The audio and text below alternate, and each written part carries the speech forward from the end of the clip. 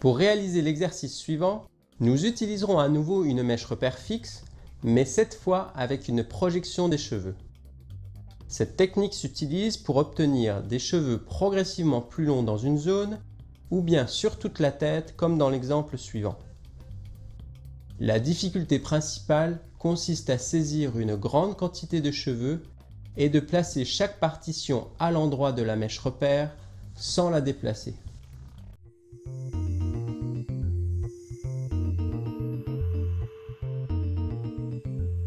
Nous commencerons par diviser la tête pour obtenir deux zones antérieures et deux zones postérieures. Dans la zone postérieure, les partitions horizontales sont coupées avec une projection maximum en A en suivant une mèche repère fixe. L'angle utilisé pour couper est de 180 degrés. Dans la zone antérieure, les partitions horizontales sont coupées avec une projection maximum en B, mais cette fois en suivant une mèche repère fixe située de profil par rapport au modèle. L'angle utilisé pour couper est de 45 degrés. Nous réaliserons un effilage profond sur les pointes avec un rasoir de coupe pour obtenir un coiffage plus dynamique.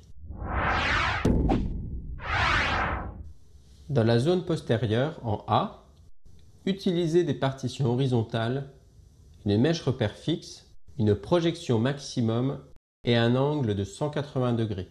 Commencez la coupe en créant une mèche repère dans la zone supérieure postérieure.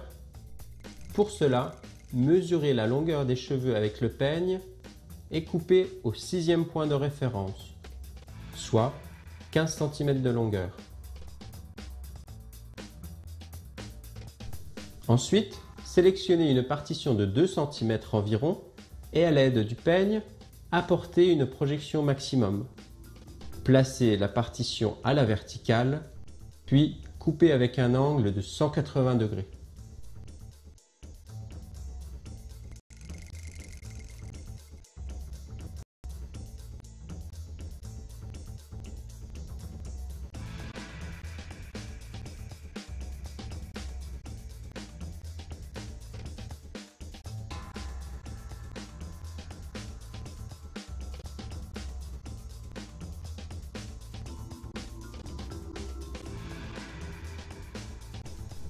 Nous poursuivons le procédé en coupant chaque partition par transparence.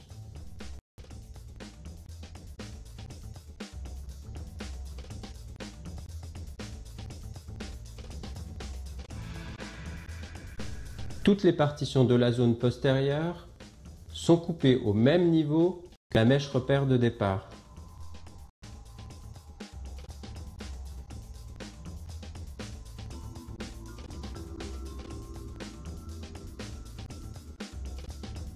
Pour faciliter le démêlage, il est possible d'utiliser un peigne large.